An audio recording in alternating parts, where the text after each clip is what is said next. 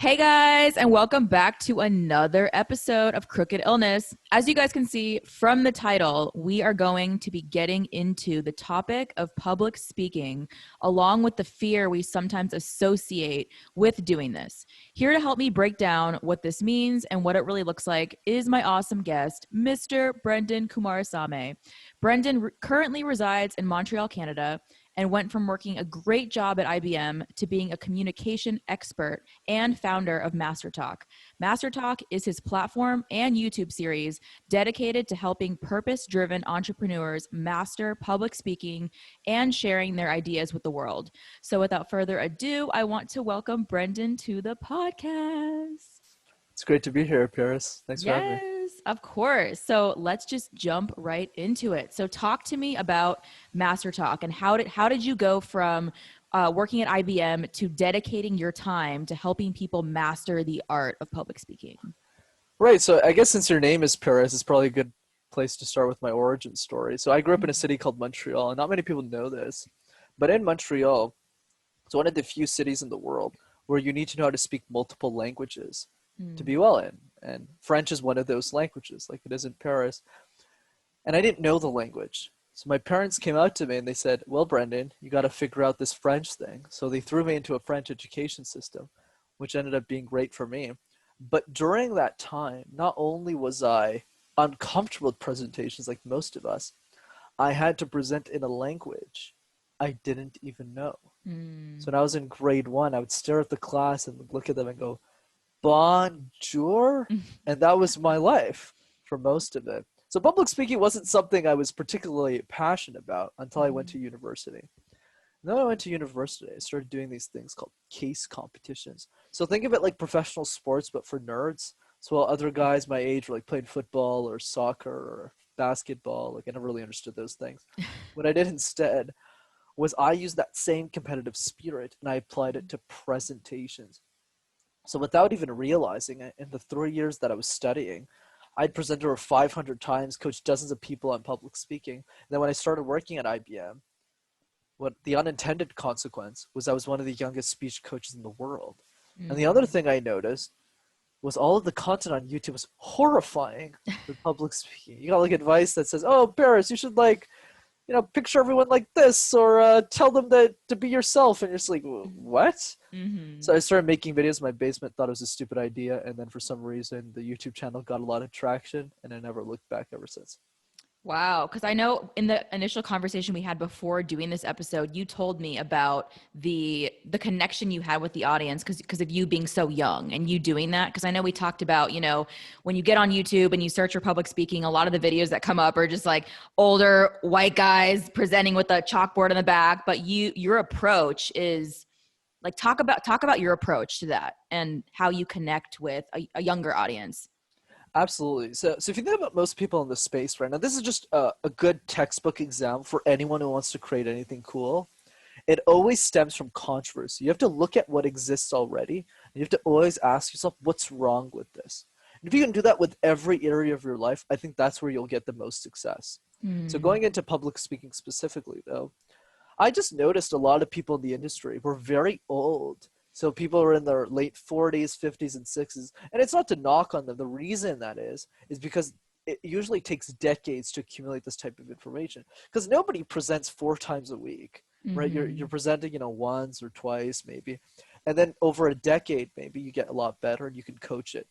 Whereas me, I went through that whole process in the span of 3 years. It was like intense. Every day I was either presenting or coaching somebody else. Like even on Christmas, I remember one of those days, it was nuts. Like I was crazy. I'm like the Michael Jordan nobody gives a shit about. Like that's a good way of explaining me. It's like I was as intense, but in a sport nobody pays attention to, which is presentations. So that's what happened. So when I compared myself to everyone else in the sector, I was much younger, which allowed me to tailor to a better audience. But the other thing is a lot of those people are also very academic. So they have PhDs from like Stanford or like different Ivy League schools, which isn't wrong or anything, but it creates a barrier between them and the average American or the average person in the world. Because if you say things like glossophobia, which it's okay if nobody knows what that is, it's the medical term for the fear of public speaking. It sounds like some sort of disease, first of all. Mm. And two, it's like, what is this, like a glass? Like, is it like a mirror or something? So I really wanted to apply the number one lesson of public speaking, which is to simplify your content, right? Mm-hmm. And so that's kind of how the approach. And then I'm kind of quirky because I do karaoke and I do dancing, and that kind of all played into the branding and all the weird stuff that I do. Yeah, yeah, no, I love that. So kind of talking about your videos. Last time we connected, you talked to me about some of the videos that you created on your YouTube channel, Master Talk. So can you tell me about the message that you're trying to convey to those searching and viewing the videos that you're making? Right. So the goal, and this is once again feedback for everyone who's listening. When you start something, you don't really know what the bigger vision of that thing is. You kind of just go, oh, my name's Paris. This is a podcast. Let me try and figure something out. And then you go, oh, there's some traction that's building. There's something interesting that's happening. So for me, I was just making videos because I was bored. I did a couple of months before I started working at IBM. I was a broke student, and a lot of people I was coaching back in the day, which wasn't too long ago, if I'm being honest, but they're kind of just saying, hey, like, how did you learn how to speak? And I just went, well, I don't know, self-taught and all that stuff. Mm-hmm. So I started making videos with the phone, no budget, in my parents' basement, and I didn't think much of it.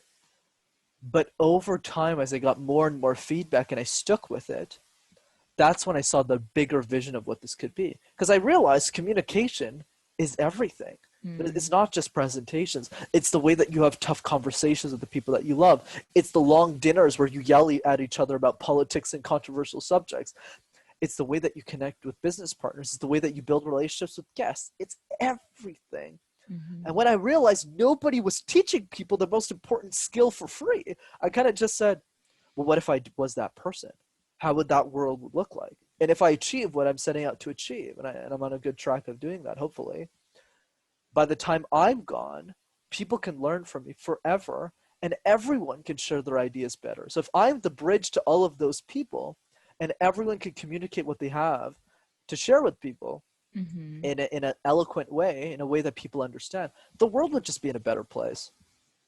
Yeah, because we talked about, the fact that you made these videos and you were doing this for free because, a lot of when you're thinking about kids, right? Kids in middle school, high school who are struggling with public speaking, and maybe they have a presentation that they have to give in front of their class and they don't want to do it. They're afraid, they have anxiety, they don't know what to say. And then they stumble upon your video and they're like, wow, like, here's this guy who's younger, who's explaining things in an easy way to understand. And then they feel like they have a connection and they're starting to learn things. And I feel like, that's something that we really need because you're so right. Like we're not taught this, we're not really taught in, like middle schools, high schools, even in colleges, if you take a course on communication, you kind of, I took communication and I still felt like I was like, I didn't really learn much related to overcoming fear of public speaking. I just kind of put myself in there and tried to get it over with and was like, I'm almost done, but Right.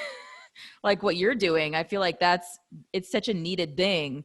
But, last time we connected, I really want to ask you about this. You made such a powerful comparison between decisions versus passions. So what do you think separates decisions from passions? Absolutely. And I love being controversial here. I think passions are stupid. And the Mm, only exception to that rule is if you're somebody listening to that already found their passion. In that case, you don't need to listen to this part. But for the other 99% of us, the reason why passions are stupid is because they're too general. You can be passionate about anything, Paris. You can be passionate mm, about, the people in your life, the dinner that you eat, the dogs in your house. If you have animals, like you can be passionate about anything, like the arts and craft. I don't know. I'm just throwing stuff out there. But decisions are specific. Decisions are points of action. And we need to realize that we're not living for a long period here. Maybe we got 50 years, 70 years. And in that period of time, there's mm, only a set moves on the chessboard that we can make, right? If you can make a certain amount of moves, those numbers don't change. mhm.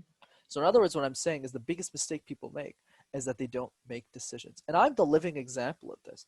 When I was 12 and I was trying to figure out what I wanted to do in life, which is, I know is odd for a 12-year-old to think about, but I guess that's what I was doing.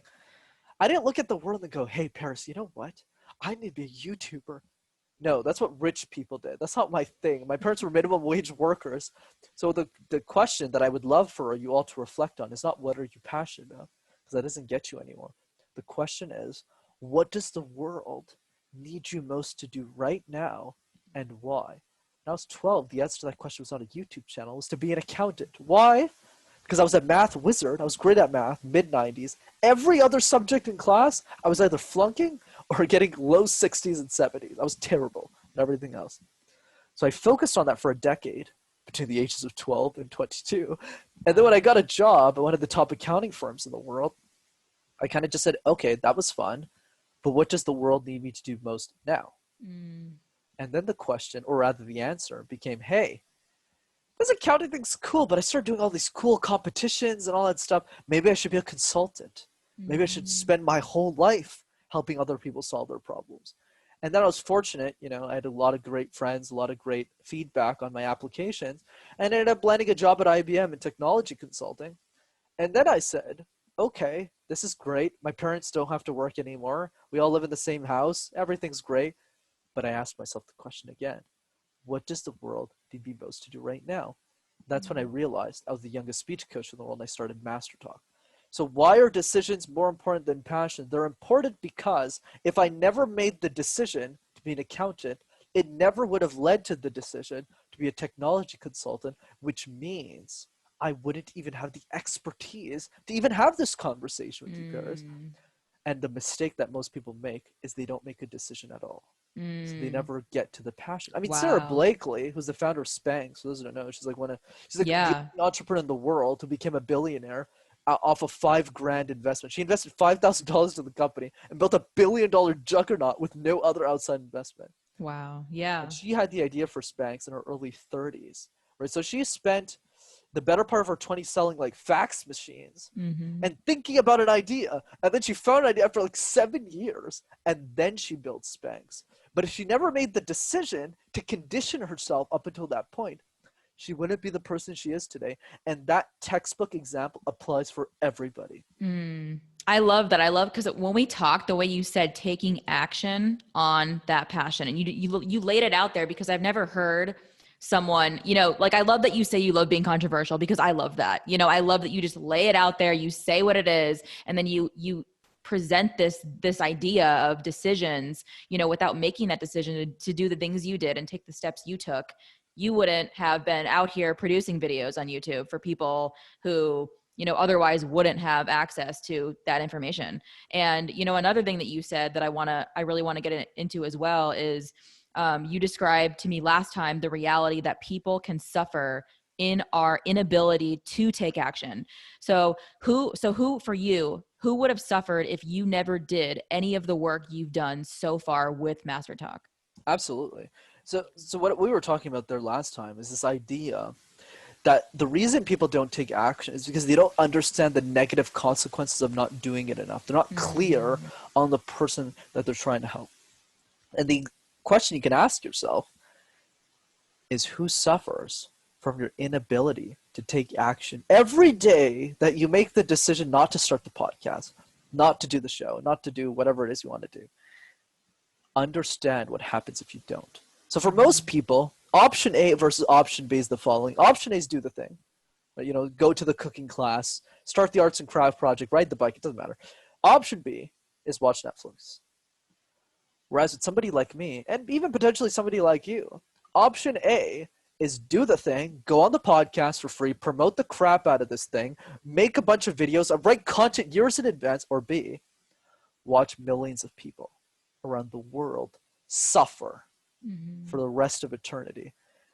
Julia's 16 years old. She goes on YouTube. She wants to master public speaking. What does she find? She finds a bunch of old white dudes who don't know anything about public speaking. If I don't make the videos, nobody in the world will do it. I'm the only speech coach who's in their early 20s, who has executive coaching experience, who speaks multiple languages. I'm the only person who can do it. So because of that, I'm relentless. Not because I'm special, not because I'm more unique, not because I'm more important, but because I know what happens if I don't do it. And another thing that you touched upon that I'd like to add is this idea of, I like the fact that you're controversial. That's important to mention what you said there, because let's understand the opposite case. What does it actually mean to be normal? Let's break that down for people. This is what it gets you. You're in a broken relationship or not in a relationship at all. You have kids you don't like. Your family members, you never get along with them. You never eat the right things. You're obese. You're in a broken family. You don't get what you want out of life. You die at a young age, and you don't have a lot of money, and you're in debt. Do you really want to be normal? Yeah. Do you really Wow. want to be normal? Like, I love that. I love that because it's like just your personality and the way that you break things down. It's like you get to the point. You get to the point and you do it in a way that's effective, and you do it in a way that people can understand. And I'm talking about people who don't have, the people who need it the most, right? Kids, people who are struggling with this. And I feel like if we don't develop these skills of public speaking from a young age, it's going to be harder and harder and harder when you get older. Because as you get older, I feel like you start to develop this kind of sense of, why am I going to watch this guy on YouTube who's 20 something? I'm 40. I'm not going to look at him.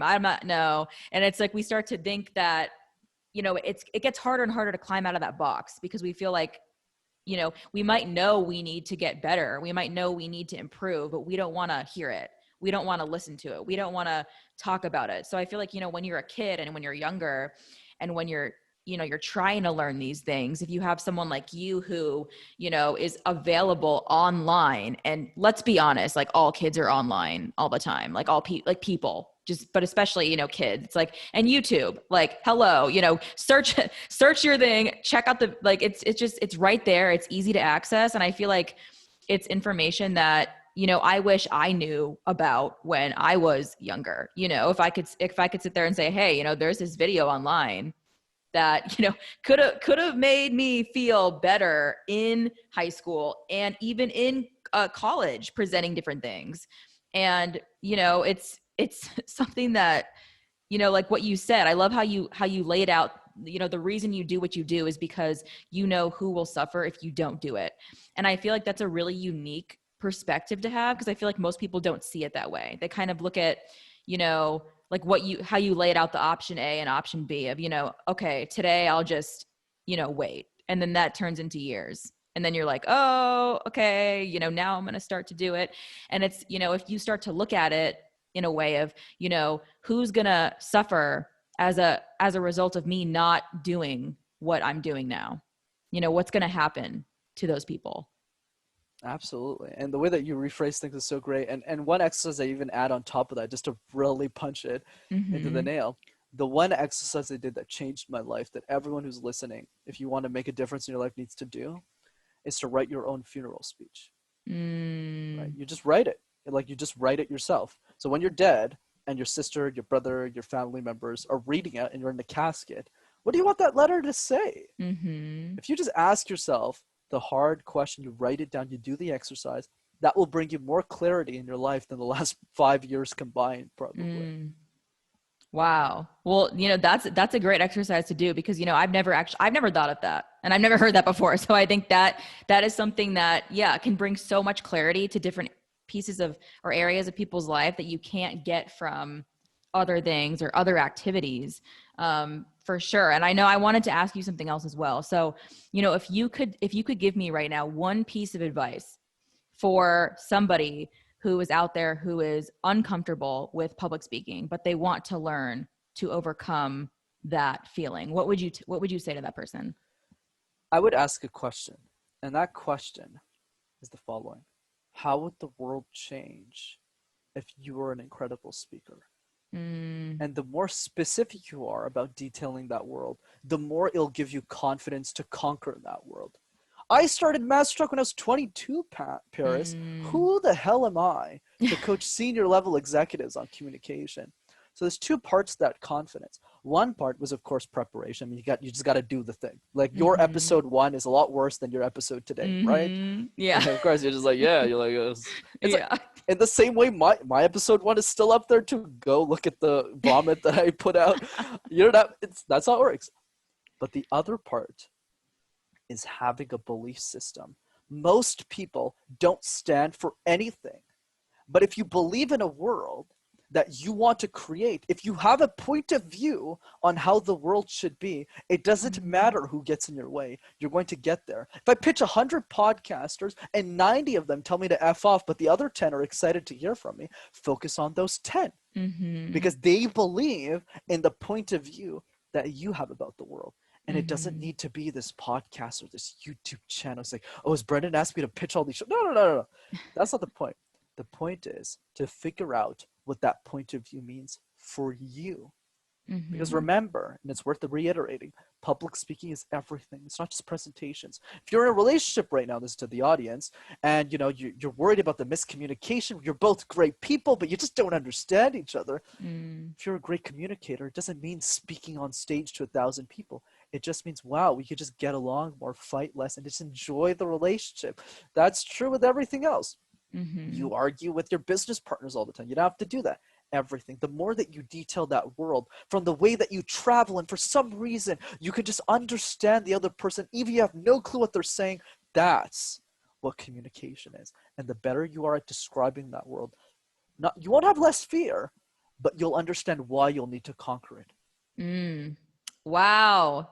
You've just been hitting me with like boom, boom. All right. Well, like this is so great, because I love how you said that when I first asked you the question, what advice would you give? You said, how would the world be better if you were a good speaker, or if you were an incredible speaker? And I feel like, to frame it that way for people is something that most people don't really think about, right? When we think about public speaking, like, oh, like you sit there and you're struggling with it. Okay, how would it be if I was good at this, or if I was really good at this? And I was, because most people are so focused on that aspect of fear, and they're stuck, and it kind of makes you paralyzed almost, in a way of where you can't really, move forward with coming out of that mindset. And is there anything in particular that you do, like, because I feel like mindset is part of it with public speaking, especially if you are really not comfortable, you're really afraid, you kind of have to work on that piece along with it. So is there, some advice that you have for mindset work related to public speaking? I would say for mindset work, it applies in both areas. So if you can do that in public speaking, it'll work equally as well with life. And the exercise, and it's not yoga, it's not meditation or eating the right things, though all those things are great. The number one habit you want to implement is ask yourself a hard question about life every day. Okay, let me get you started. What are you pretending not to know? If you had all the money in the world, how would you spend your time? Right? And what is the truth that you believe in that most people disagree with you on? That's a question for Peter Thiel. But the idea is, the more you start to question life, like, why are we saving up for retirement at 65 if Steve Jobs died at 56? Like, it makes no sense. Like, it's just, what? Like, he didn't get there. If he couldn't get there, a lot of us won't too. When you get to that and you're questioning this idea of why do we need to get married and have 2.5 kids, not 2, but 2.5, and then have a white picket fence, all those things, what happens, you start to question everything. And then bringing this back to public speaking, Paris, you start to question your own assumptions about presentation. You start to go, well, wait a second. Where is this lack of confidence actually coming from? I mean, my voice sounds just fine. Why do I think I'm a bad speaker? Where does that start from? For many of us, that starts in school, because most of our presentations are mandatory. They're not for fun. We're presenting to students who don't want to hear us, to topics we never get to pick, like your communication class. That's more of like an army kind of deal. And then you're presenting to teachers who are really well-intentioned, but too stressed to coach you. So no wonder we stink at public speaking. When you start to understand where that comes from, rather than saying, I'm scared, that's the reality of my life, that's when the mindset starts to shift. No, 100%. Because I feel like, if we take it back to the thing about schools, when you're in class, you aren't really given the opportunity most of the time to choose what you want to talk about.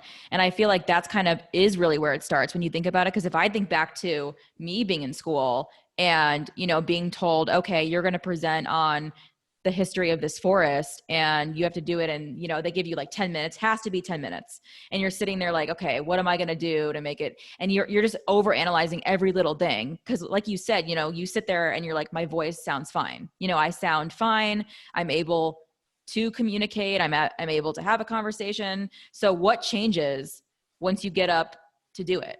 What happens with, because it's like you're confident, talking and having conversations and getting your point across and communicating with, your family, your friends, or whoever. But then when it's like, all right, like it's your turn, get up. And then it's like, and I feel like, because if you're taking it back to that thing of, we're not getting to pick what we want to talk about, we're not really having freedom. And then at the same time, when you're presenting, you know, the feedback you kind of receive is very general, and it's kind of like, you know, there's like a structured format of like everyone kind of gets, you check this box if you talked about this, check, you know, you check this box if you're dressed good, check. And it's not really like feedback that is, you know, going to help us with overcoming that fear. And I like the way that you break things down to, you know, help people who are younger understand that, because I feel like, you know, like I've been saying the whole time, that's what we need. We need that. We need that. So yeah, I mean, I just wanted to say thank you to you, Brenden, for being able to do this and come on the podcast and talk about the work that you're doing with MasterTalk, and kind of a little bit about your background and your journey, and, you know, how you got there and the things that you did and the steps that you took, and kind of, you know, the message that you have for people with public speaking and helping people with that. So yeah. So It's I very just, kind of you, Paris. Thank you a lot. Thanks a lot. yes. Well, I'm excited to put this episode out, and I hope that everyone listening has a beautiful rest of your day, guys. And I wanted to say goodbye to you all, and goodbye, Brenden. Bye.